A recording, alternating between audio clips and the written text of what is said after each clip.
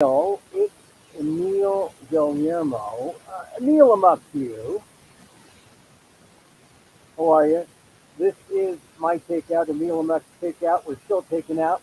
We're not hiding out in the Gong closet during this micro talk show for the AAPI. I am in my Gong closet. You can tell by all the PETA t-shirts I have here with my psychic doing John Don. He's a psychic. He's like a member of the family. Right? Don't have to pay him anything. Just like if I had a restaurant, he'd be working for free, just working for the food. You know what I mean? But this is a takeout. My takes on all things considerable. Those of you who know my background know, oh, that's kind of an inside joke. Well, yes and no, but it's really all considerable, big things. We talk about nothing but the big things here. And today we're going to talk about Representative Jamila Jayapal. The news there, we're going to get into that in a bit. But you talk about being an outspoken Asian American and what happened. There was a threat on their life. And in Seattle, they arrested a person. So I'll talk about that. We're also going to talk about Sri Lanka today. This is one of the few times I actually engaged and talked to someone outside of the Gong closet. And they said, oh, yeah, and then think about Sri Lanka. And I said, wow, the first person mentioned Sri Lanka. I should have offered a bounty or a reward. But it's significant because Sri Lanka is in the news. And this is a show for, I call it the micro talk show, the AAPI and the AAXs. That includes the AASLs, the Asian American Sri Lankans. It does. I'll talk about the Sri Lankan community here, where they are. I'm sure you want to know where they are. Not so that you can avoid them, but so that you can embrace your Sri Lankan brothers and sisters. You need to know, and we'll begin by just finding Sri Lanka. Where is Sri Lanka? It is, of course, in Staten Island. It is. American Sri Lanka is in Staten. We'll get into that. We'll talk about some other things in the news. Biden's in the news. Biden. Biden's in the Middle East, and he's going to be meeting with BSM, the Saudi prince, tomorrow. He's going to fly there. He defended why he was doing it, and actually, when you think about it, it makes sense. It makes sense. And he said something to the effect that, oh, I hate what the Saudis did and their role in the assassination and dismemberment of the Washington Post journalist Khashoggi. And the Post has written extensively today about it, but Biden says this is an opportunity, not necessarily to lower gas prices, although it sort of is, but it's an opportunity to engage in an enemy. And, part of me wants to, let Biden have it for taking a role that certainly there's a blood for oil equation here. But part of me says, what else does a world leader do but act bigger and reach out and try to connect with enemies to assure world peace? I know it sounds like a paradox, but in many ways, I think he's got to do that. He's got to go to Israel, he's got to go to the Middle East, he's got to go to Saudi Arabia, because the Russians are doing it, the Chinese are doing it, and that you can't hold a grudge if you're going to be a world leader, if you're going to be a politician. I know that's antithetical to everything I believe in as a private person, right? It's hard to be a leader, because most of us want to be individuals. We want to be petty. We want to hold grudges. But you got to be bigger. And I don't know if it helps or hurts Biden, but you got to respect that in a guy because he's hurting now in the polls. He, you know, everything he does, it seems, has some kind of negative that kind of drags him down.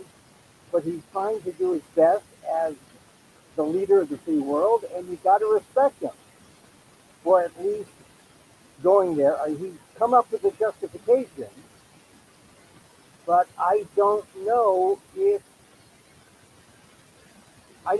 I mean, I'll read something from Khashoggi's widow. I don't know if it's enough to really placate the concerns that you're dealing with a killer. How, and you said you weren't, and now you are. This is one of the tough things about being a world leader. Biden's taking his lick. We'll see how he survives. So let me talk about Jayapal's case first, because that's a big deal. You saw it in the Washington Post. Armed man arrested outside home of Representative Jayapal for alleged death threat. Amy Wong, who is a Asian American Journalists Association member, I've met her many times before, glad she's getting a byline. The armed man who reportedly threatened to kill Representative Pramila Jayapal, v. Washington, was arrested outside her Seattle home Saturday on suspicion of committing a hate crime. I first heard this story yesterday afternoon when KPAC and Judy Shute, the caucus of the Congressional Asian Pacific American Caucus, KPAC, when they issued a statement. This is pretty scary stuff when you have someone outspoken as Pramila Jayapal with a man lurking outside her home. The man whose name was redacted from publicly available police reports was released from jail yesterday, Wednesday, because police could not confirm his threat or that he told Jayapal to go back to India. An investigation is ongoing. Now, this is usually what happens. Police are able to arrest someone, they hold the person, and then they investigate, but they usually aren't able to get anything together to make a firm arrest, so they release them. This is concerning too, because the guy who did it, you let him go. It sounds like something's wrong with that law. But that's the law for how long you can hold someone. And this is why we only heard about it on Wednesday. We didn't hear about it on Saturday night. Jayapal called 911 to report that someone was outside her home using obscene language and may have fired a pellet gun. And there was a probable cause statement to the police. You see how, even though Jayapal is a member of Congress, she doesn't get any special treatment here. She gets the same kind of treatment as anyone else who would be accosted by someone who stands out your window and starts yelling at you and says, what Jayapal like, go to India. According to the statement, police found a 48-year-old man, not a kid, not an impressionable kid. That's what they said at the January 6th hearings about Trump. Trump is a 76-year-old man, not an impressionable kid. This is a 48-year-old man who was, quote, standing in the middle of the street with his hands in the air and a 40 caliber Glock 22 handgun holstered on his wrist. This is America, folks. This is in Seattle, considered another hotbed of liberalism. Well, it's diverse. You're capable in this hotbed of liberalism, having a 48-year-old man yelling epithets at a sitting congresswoman from, of Indian descent. And here's this man holding a 40 caliber Glock handgun. A neighbor told police that she heard the man shout something like, "Go back to India, I'm going to kill you," and that she'd seen the man drive by Jayapal's house 3 times. Oh, it's almost biblical. 3 times while shouting for family. The suspect was arrested shortly before midnight Saturday. They said he told them that he knew who lived at the residence and wanted to pitch a tent on their property. That is a different kind of squatter, I would say. Jayapal, 56, young. She's young. Was born in India, moved to the U.S. to attend college when she was 16, served as a congresswoman since 2017, first South Asian American woman elected to the House, which is hard to believe. First South Asian American woman. No one of Indian descent? I mean, I guess they've been in other positions around the country as elected. Like, uh, Bobby Jindal. Oh, no. Bobby Jindal is not a South Asian American woman. But the person who's succeeded, right? Uh, so anyway, it's just astonishing. 2017, first time ever. You see how young the Asian American voice, the South Asian American voice, the overall Asian American voice is in politics. She's a member of the House Judiciary Committee, chair of the Congressional Progressive Caucus. Her statement, she said the incident, that she was present when the incident occurred. The statement released by her office, the Congresswoman and the family are safe and appreciate the many calls and good wishes she is receiving from constituents. Her office said she is very grateful for professional response to the Seattle Police Department, the U.S. Capitol Police, and the FBI. So, her office declined further comment. Associated Press reported the Seattle Police were concerned about the man's behavior. Isn't this always a matter, maybe a mental health record? They obtained a temporary extreme risk protection order on Wednesday, yesterday, requiring him to surrender his firearms and concealed pistol license. So they're not just doing nothing, they're trying to do something to protect Jayapal.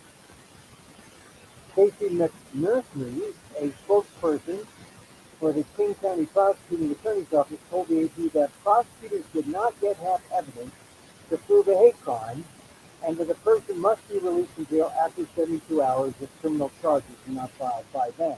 And that's, of course, what I said earlier. They haven't. They can hold you 24 hours, or 72 hours. That's it, 3 days. And then they got to let you go. McNerney said the investigation is ongoing. Our office is working with police investigators to build the strongest case possible. And that is the update on Camila Jayapal. And we would like to extend, of course, our concerns, our well wishes to Jayapal and the family. I mean, as a tacos, we may have to report on it. But look, we're all human beings. We put on a reporter's hat, sometimes we put on our cocktail hat, sometimes we put on our Asian American cap. We put on our humanity cap sometimes.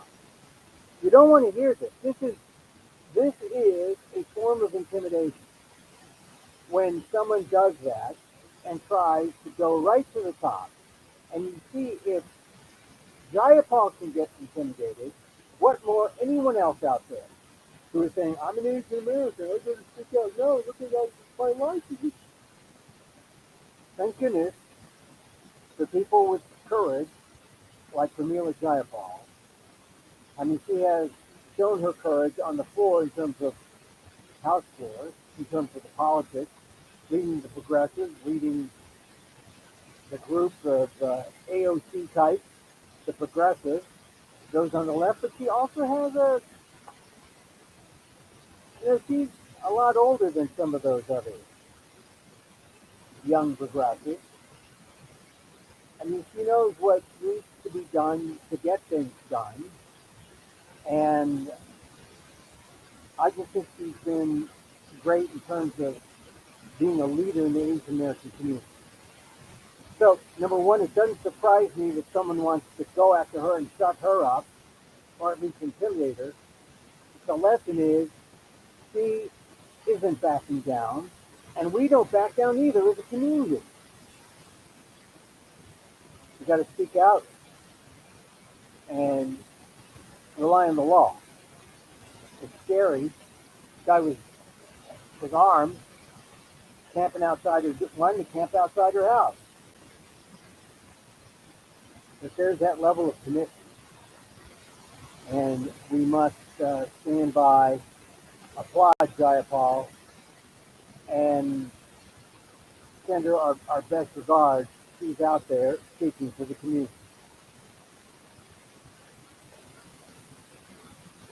So I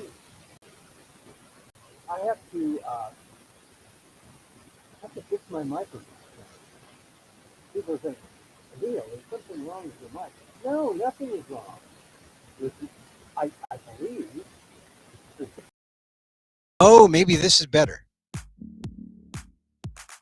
Okay, I think this might be better. Sorry about that, friends out there. So, someone put on chat, is your mic working? You sound odd. Well, funny, I don't think I sounded odd, but I think it should be working now. Anyway, the other thing I wanted to mention is that, look, if you missed any of that, you can catch it on the replay. I'll have the right sound on. But we're sending our love to Pramila Jayapal. Okay? Let me put it in no uncertain terms. We're sending our love and support to Pramila Jayapal and let her know that we appreciate all that she does for the community. And we don't want her to back down. She's not backing down. We want her to do more. And we cannot stand as a community for our leaders to be threatened by that kind of intimidation.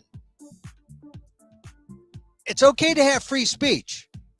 Free speech is one thing, but there comes a line where it's no longer debate and it's a threat to human life. We came close to that line. They made an arrest. They are still continuing an investigation. The man has been released. But like I said, we give nothing but our support and prayers and hope that Pramila Jayapal, Representative Washington, continues on strongly with even more courage and with our support. So I say that, Emil, you're being a little repetitious again there. Oh, yeah, you haven't listened to our shows? There's 345 of these. No, because I had a little audio problem. All right. And now we have to play the talk show swish. All right. If you haven't been keeping up with things, this is a big deal. Sri Lanka. I was talking to someone today and they said, do you know what's going on with Sri Lanka? I said, what's going on with Sri Lanka? Well, the protesters in Sri Lanka, they left the government buildings. They had seized this week, and the nation's military reestablished control of the area. It's a day after President Gotabaya Rajapaksa, Gotabaya Rajapaksa, of course, otherwise known as GR. He fled the country. Now get this.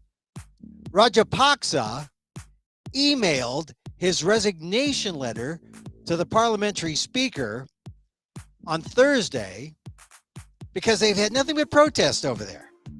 Protests, an economic crisis, and now the protesters are seeking the removal of the country's now acting president and prime minister, Ramil Wickremesinghe.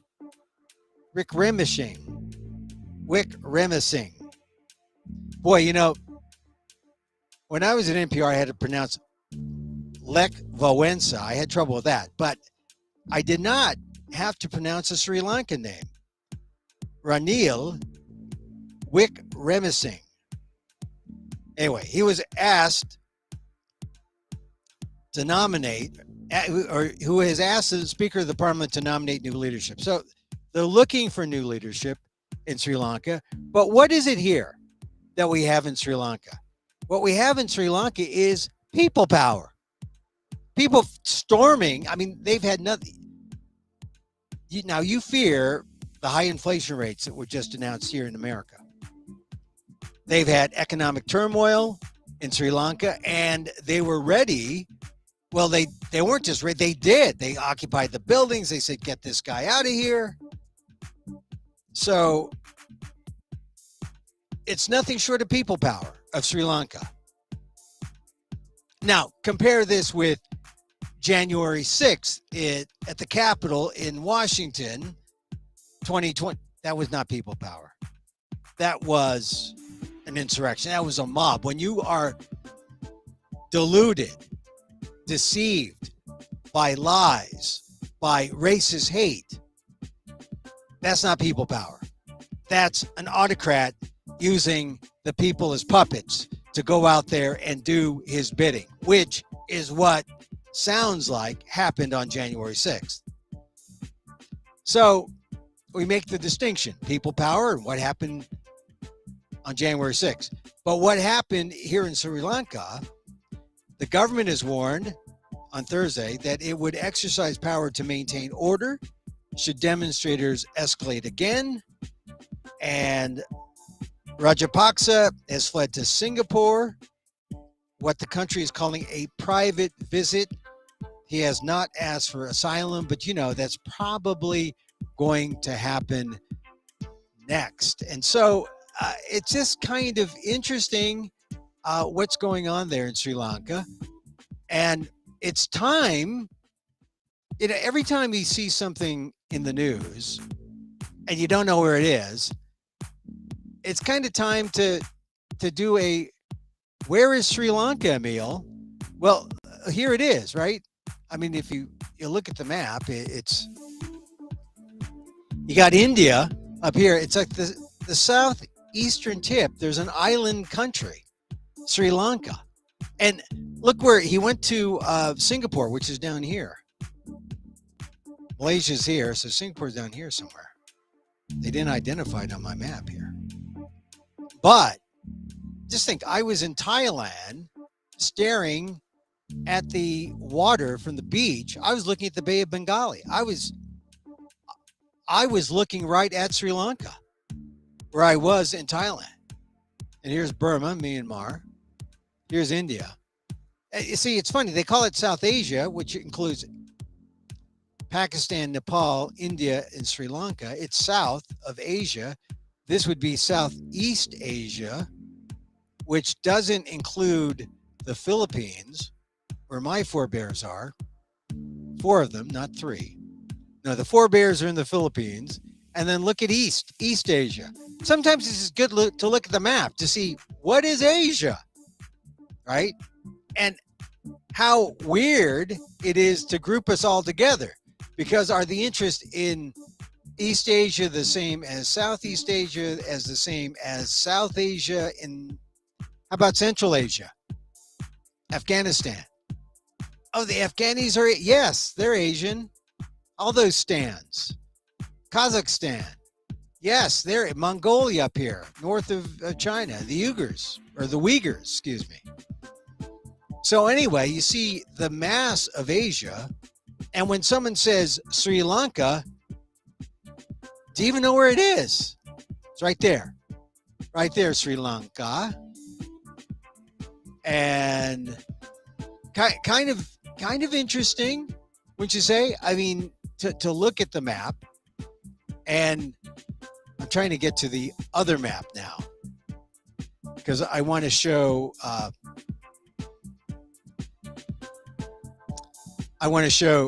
the towns of, well, on my other map of Sri Lanka. I have to go here. All right, here. This map of Sri Lanka is kind of interesting because, see, it's off to the side, and you have it's an island country, and they have all these cool names for cities. There's Hambantota down here. That must be a nice beach down there. There's Batikaloa. The big towns, though, are Negombo, Colombo, the capital, Mount Lavinia. This is what I like. I live in Kandy. You live where? I live in Kandy. Sorry, I'm not eating sugar anymore. I live in Kandy. You live in Kandy, okay? Now, I just think it's kind of cool. You think a guy lives in Kandy. Anyway, so the important thing about Sri Lanka is to understand that Sri Lankans are, in fact, they are, there's a good number here in the United States. There's about 60,000 Sri Lankans in the United States. So I call this the get to know your Sri Lankans. Because if you are an Asian American and you're not rooting for the Sri Lankans, shame on you, right? You got to be rooting for the Sri Lankans because their population, they're growing. Let's see. Let me show you the charts. And I go to the Pew Research Center's Asian Americans. Look how it's grown from 25,000 in 2000, just in 20 years, almost 60,000. 60,000. And here's where, let's see, where do they live? Top 10 areas. Look at this. New York, the largest group, 8,000. Let's not go there. 8,000 in New York, 7,000 in LA, the Sri Lankans. So if you're in New York or LA now, and you bump into Sri Lankan in LA and you say, how you doing? And if they say, well, I'm working on my screenplay, you're not going to be upset. You're going to say, yeah, got it. 7,000 of them there. 8,000 in New York, which is pretty amazing because guess where they are? In New York, most of them happen to be in, of all places, they call it Little Sri Lanka. They call it's Staten Island. It's called Little Sri Lanka because since the Sri Lankan Civil War and following the financial crisis, the Sri Lankan population just in New York has grown to, like I said, 8,000, but about 5,000 of those are in Staten Island. Now, you say, Emil, you mean Staten Island, the place with the ferry? Yeah, the place with the ferry. I actually love the Staten Island ferry because if you're cheap like me and don't want to pay for the Circle tour or the Circle boat, just get on the Staten Island ferry. You go to Staten Island, you sort of walk around and say, yeah, Staten Island. And then you come back. That's the way a tourist from California does the Staten Island ferry. And then maybe, if you're like me, you stop and you pay homage to the notion that one of the great American, writers, monologists,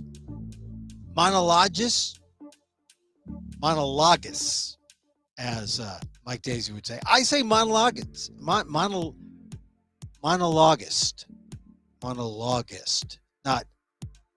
or actually, I like to say monologist versus monologist. Anyway, it's a guy who speaks incessantly. You'd think I would know how to say that. Anyway, Staten Island. They're all in Staten Island, Little Sri Lanka. And it's in the Tompkinsville area. And it's because they did some interviewing with people there. They liked the suburban setting of Staten Island, home of people like Colin Jost, or that's where he grew up, home of Pete Davidson, right? King of Staten Island. Staten Island. So, according to some research I've done, the first family came to settle there in 1967 on Targhee Street, May 1st, 1967, a kind of May Day for Sri Lankans in Staten Island. And then in a few months after that, he helped 5 brothers, 4 sisters moved their families, and then the initial guy moved to Houston, and he says 80% of the 500 early Sri Lankans on Staten Island were connected to this guy by blood or marriage. And this is because Tompkinsville was an easy section of Sri Lanka to walk and get the ferry. Isn't that funny? That's how immigration happens, right? I mean, I'm Filipino. I know that when my father came in 1928, remember on 7/11, I told my father's story, how he arrived from the Philippines. They come to California, and either you go to, for the Filipinos, it was go to the fields and pick vegetables for 10 cents an hour, or you stay in San Francisco and work the restaurants, which is what my dad did. So isn't it funny, or it's not funny, it's natural that when the Filipinos came, that they stayed in San Francisco if they didn't go into the valley, to Stockton. That, of course, is if your boat came from the Philippines to San Francisco. Boats also went from the Philippines to LA, but for the longest time, the largest community of Filipinos outside of Manila was in Stockton, because most of them went to the fields. And then soon it was San Francisco, the largest community. And mostly because a lot of the LA folks went up the valley because they were migrants, and they went up past Fresno, Delano, up into Stockton. And so NorCal had most of the Filipinos. But isn't it funny? It's mostly because people come from an area, they're related, they see a familiar face, they see a Filipino face, and they say, "Oh, kababayan."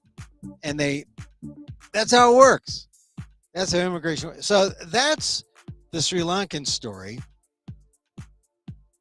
And man, now you can go out there and tell people, hey, this is the Sri Lankan story. This is why we should be celebrating what's going on in Sri Lanka, because Sri Lanka, my God, they're South Asian brothers and sisters, and there's 60,000 of them in America, most of them in New York and LA.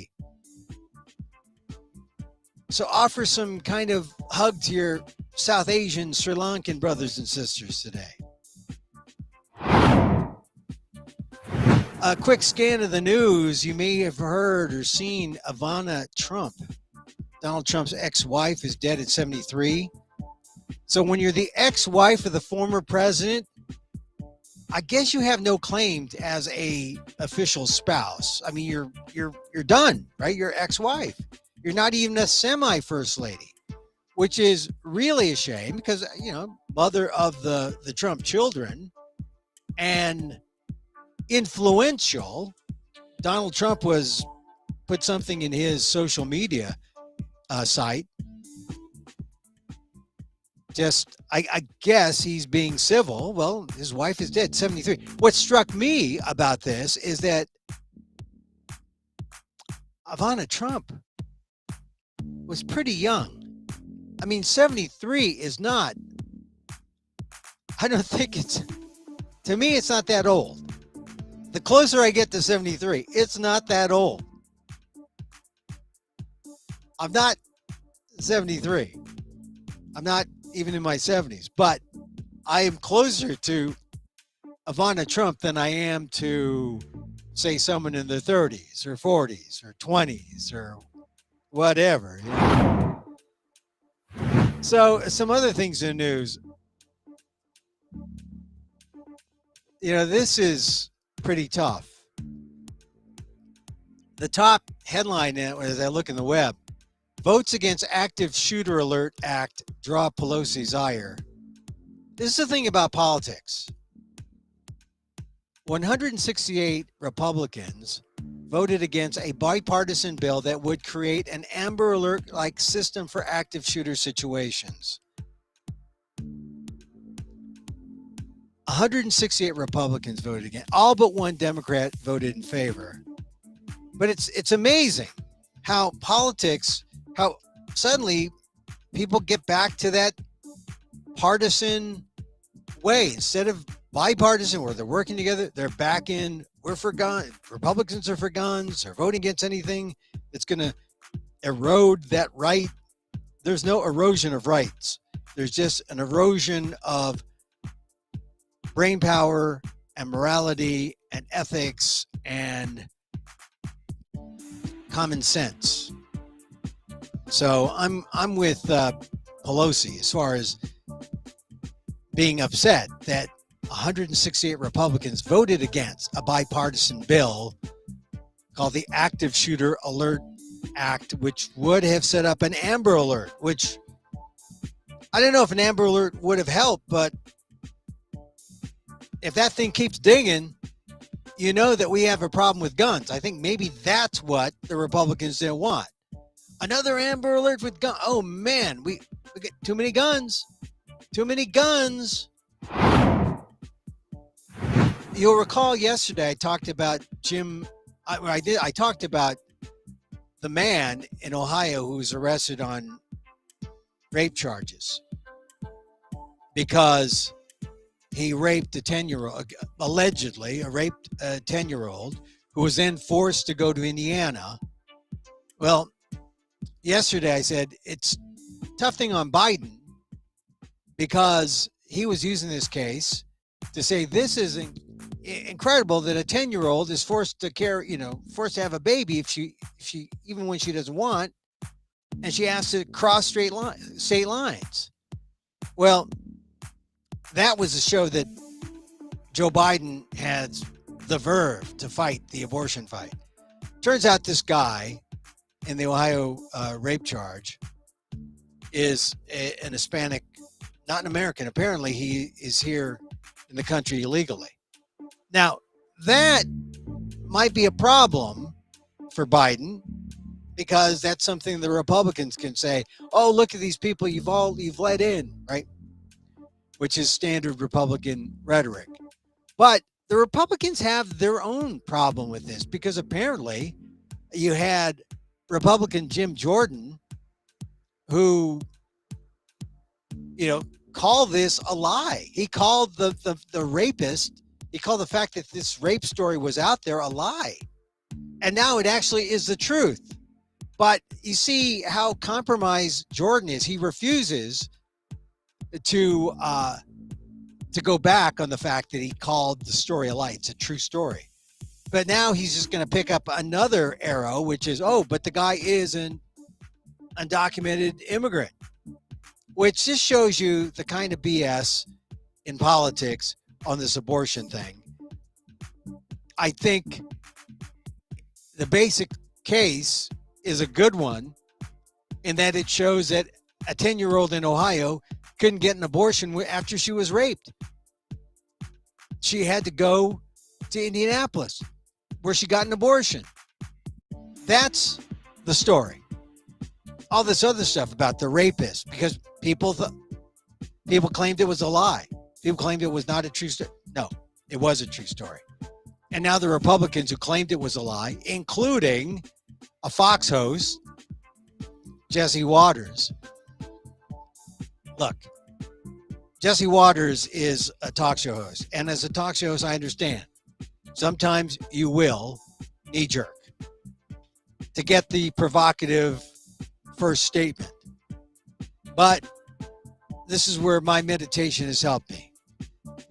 I don't have to be first to make the provocative statement. I can check out something. I'm not saying I'm always right. Sometimes I'm wrong. But this is the problem when you deal with hot topics like abortion. The Republicans were all over that, saying, that 10-year-old story, that 10-year-old being raped, that's a lie. No, wasn't a lie. But now they're going to say, that 10-year-old was raped by an undocumented immigrant. So now they have abortion and immigration that they can fight with the story that they thought was a lie. some other things in the news. This is called the quick news scan.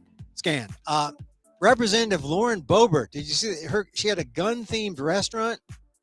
Can you imagine that? I guess this proves that she isn't just a nut, but she is a verifiable nut. She had a restaurant called Lauren Boebert's Shooter's Grill,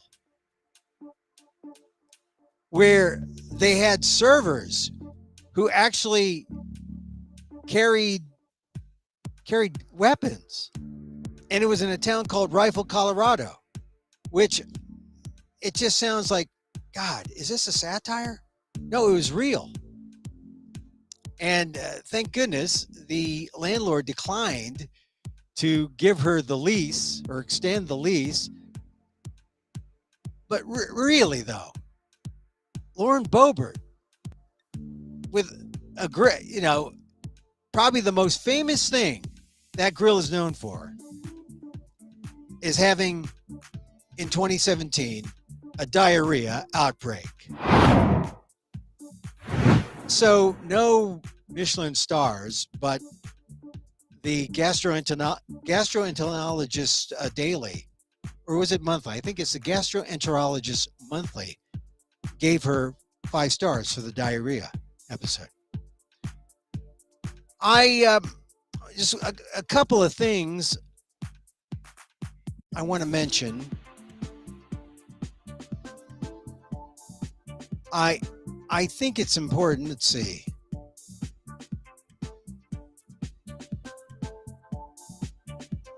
Alaska officer investigated for flashing white privilege card in photo. See, you get all these things. Your white privilege card. And, okay. So, I just a couple of things I want to mention. I want to talk about, you've heard the story about the Beagles, right? There are all these Beagles that have to be adopted. There are 4,000 of them. And it's because of an investigation that People for the Ethical Treatment of Animals did back in November. They released it, and then they got, in Vigo is a dog breeding facility. Not a dog breeding facility for pets. It's a dog breeding facility for labs. And these dogs are bred to be abused and exploited and mistreated.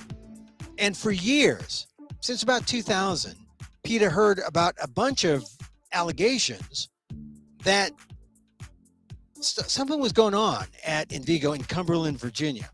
So PETA did an investigation,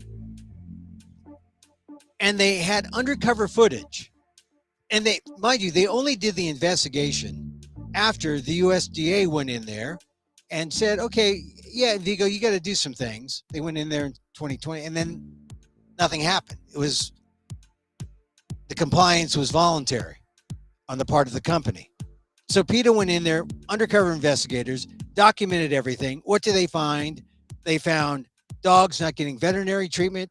They found about 300 dead puppies out of neglect. There's like 5,000 beagles in this facility and 17 humans. They just couldn't take care of all of them. So this is PETA's investigation. They got beagle mothers being deprived of food while nursing.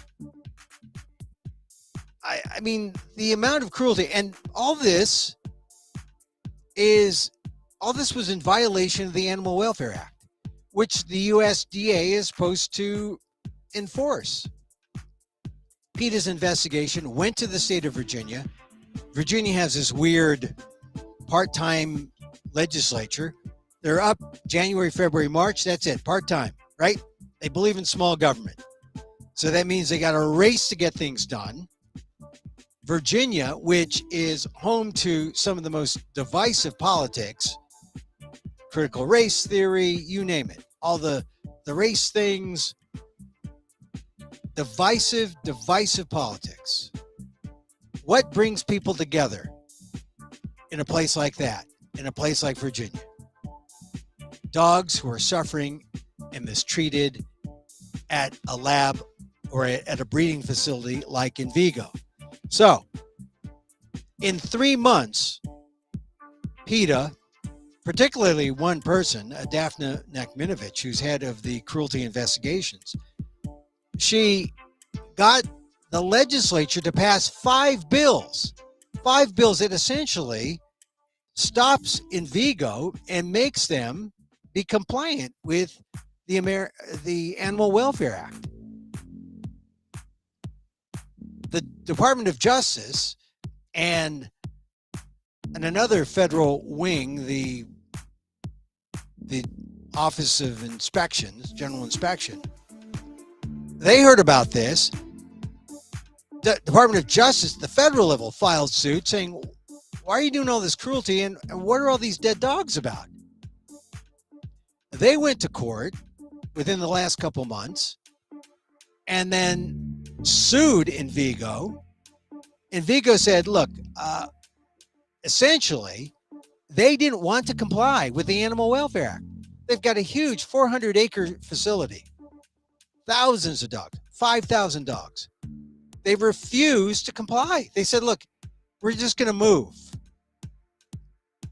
See, that's the way it is. There's a law put in by a state, a good, solid law, and the scofflaws don't say, I'm going to stay and comply. They say, I'm going to move to another state where I can do what I'm doing is legal, because it's all about the profit. And this is the high profit in breeding dogs for laboratories, these Beagles. So before they left, Vigo said, we want to sell, fulfill some of these orders we have for the remaining dogs. They weren't just going to pack up and leave. They wanted to sell and do business as they left. This is called, as they say, as my Jewish friends would say, this is called chutzpah. They said, we want to make some money on our way out. We're going to leave, don't worry. Well, the Department of Justice, with their lawsuit, was able to get in Vigo to just stop. And now 4,000 dogs are up for adoption. The USDA still has to shut down in Vigo, and Vigo's just going to leave. And Vigo wasn't able to do it without freeing the dogs. And that's the important thing about this in Vigo story. You may have seen it on the Today Show. You may have seen it in your paper. You hear about these Beagles. What is this Beagle thing about? Why are all these Beagle dogs? Shouldn't they have been spayed and neutered? Well, they were bred to be exploited in laboratories for experiments that do not help humans. And were it not for the efforts of PETA and its undercover investigation, 4,000 dogs would have been subjected to some extreme conditions and maybe death. Like more than 300 dogs dead, documented, not just by PETA, but also by the USDA in overlapping surveys. It was a facility that was just horrifying for dogs. And they were going like this for 61 years. That's how long they've been in there. And no one said anything about it. Anyway, check out my podcast, the PETA Podcast, episode 220 and 228. We'll give you the background, the PETA Podcast, episodes 220 and 228.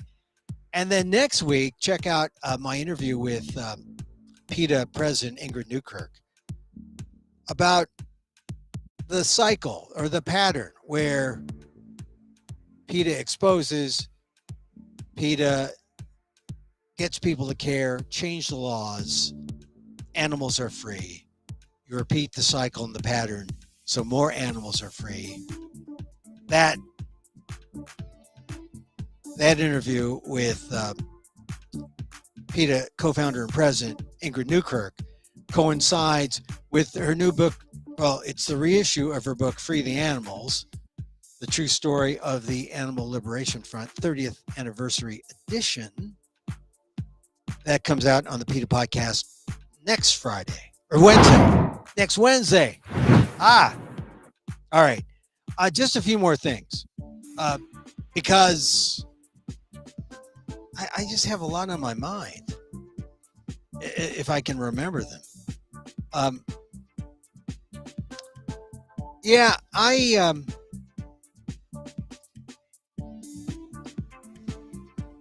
think that's good. I think I'm good. The Envigo stories. If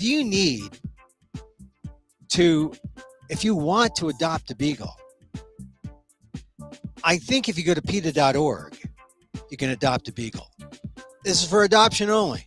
I mean, I don't want to make a bad Asian dog joke here. I'm not. I'm just going to reference it from afar. I didn't say it, but you might have been thinking it. But if you want to adopt a beagle, you can do that by going to PETA.org and finding out how you exactly go about doing it. I know that the Humane Society of the United States is also working to get those 4,000 dogs homes. But it's important. It's important because once you save these animals, just think the lives they would have had if they went straight from this breeding facility to the labs, and the kind of torture they would have experienced. It is just, as they say, unconscionable. All right. There were a couple other things that I wanted to mention, but no, I think we're good today. All right, do you guys play Wordle? I read in the news, New York Times Wordle is partnering with Hasbro to create a new board game, Wordle the Party Game. That Wordle the Party Game. Can you believe it? I'm sorry, I'm not into Wordle. I like Scrabble. I like those kind of games. I don't want to get into Wordle because you get into Wordle and you get sucked into, like, I know someone who was addicted to solitaire. You just don't want to get addicted to that. You can get addicted to this podcast. Emil talking endlessly about stuff, just stuff in the news, though. Important stuff. For example, I did talk about Pramila Jayapal.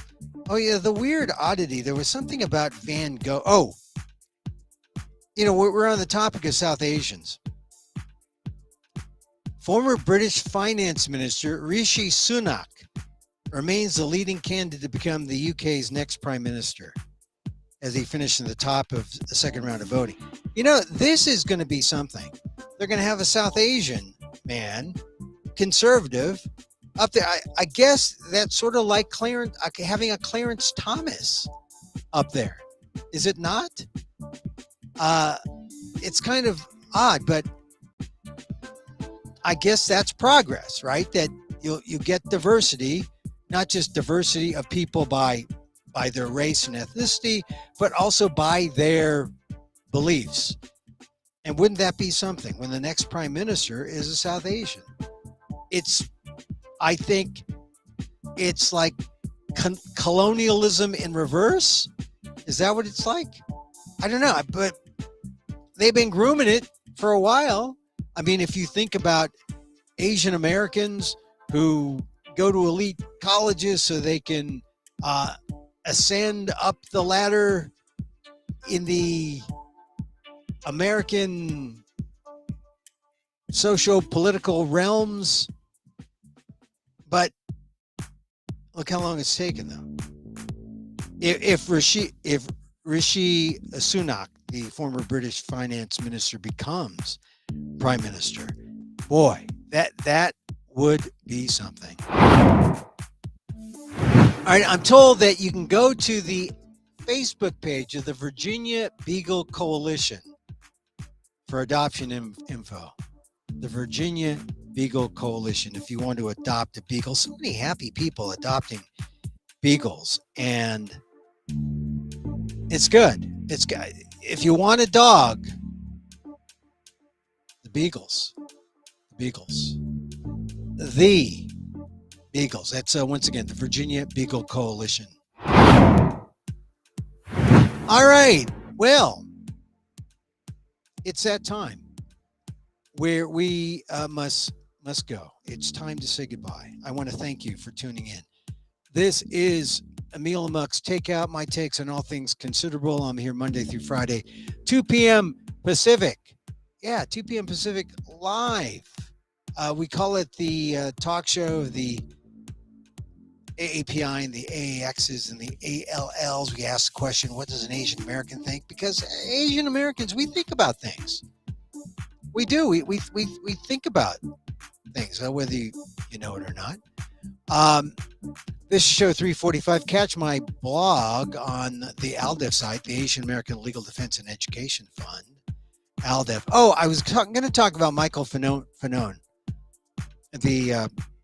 Because people are talking about January 6th still, and Fanone was one of the officers who was attacked. And I'll talk about that tomorrow because he mentioned apology. And yesterday, you recall, I played a clip, or on Tuesday, I played a clip of Stephen Ayers, who apologized to Fanone. And today, Fanone told the world what he thought. I'll talk about that tomorrow. Also, tomorrow, hopefully, we'll have my friend Dan Gonzalez. Maybe we'll talk about other things too. Friday tends to be kind of heavy because people dump stuff on Friday so that it breaks on the weekend. And then Dan's always here to provide some context on the news of the day. So regular listeners know that at this point, I like to talk about meditation. And this aspect of using the breath as your anchor, breathing in, I think of space. Breathing out, I am free. That was a 2-word meditation of Thich Nhat Hanh. And I really like Thich Nhat Hanh's 2-word meditations. Breathing in, I feel space. Breathing out, I am free. The idea that sometimes you feel restricted, right? You feel like you're too in a box. But then you give yourself some space and you say, wow, I got more room than I thought. And you do that on the in-breath. And on the out-breath, you feel free. The in and out breath, it's the metronome in our meditation, but also it's the 0-1-0-1 kind of pattern that exists all throughout our lives. The in, the out, the expansion, the contraction, right? Think of it as like an accordion, expanding, contracting, expanding, contracting. Life, death, life, death. And then moment to moment, you're living and then living a new life, rebirthing. And I found that in my meditation, as I contemplate the beats of life and the breath, it's been helpful to look at how one can go on forever. It's a different way to see life and death, a different way to see one's immortality. Because if you could see yourself as part of this universal sense of the 0 and the 1, the death and the life, you redefine where you are in the moment. And it frees you from some of the things that might get you downright depressed when you start thinking about your own mortality, your death. And it makes you understand that your body gets old, breaks down. That's kind of a natural thing. But you know you're not done. You know there's always room for that rebirth without the body when you can see things in that more spiritual way. And I'm not talking about, sectarian thing. Not even talking about Buddha or South Asian philosophies, although this draws from South Asian philosophy, but you can coexist with your Western religions somewhat. But it's a redefinition of how you see the spirit and how you see life. Just another tip I got from meditating. If you want to meditate with me, send me an email. We're going to start a meditation group, a free meditation group, where we just come and we sit. Put you on mute and we sit. It might be helpful. Might be helpful to experience a sense of self and get you in touch with the two reasons why meditation is, I find, fascinating. Because it teaches you to be, as the gurus say, happy beyond your circumstances, free of suffering. And then it teaches you to regulate your response to emotions every day in real life. And you can do it all at the same time. And it's a skill that just makes you a happier, better person. So, that's it for today. Join me on all my different platforms. amok.com is the website. Facebook at emilguillermo.media, facebook.com. Twitter at Emil Amok. And so, as I wish for me, I wish for you. May you be safe. May you be happy. May you be healthy. And may you live with ease. Emil Guillermo here. Till next time. Mahal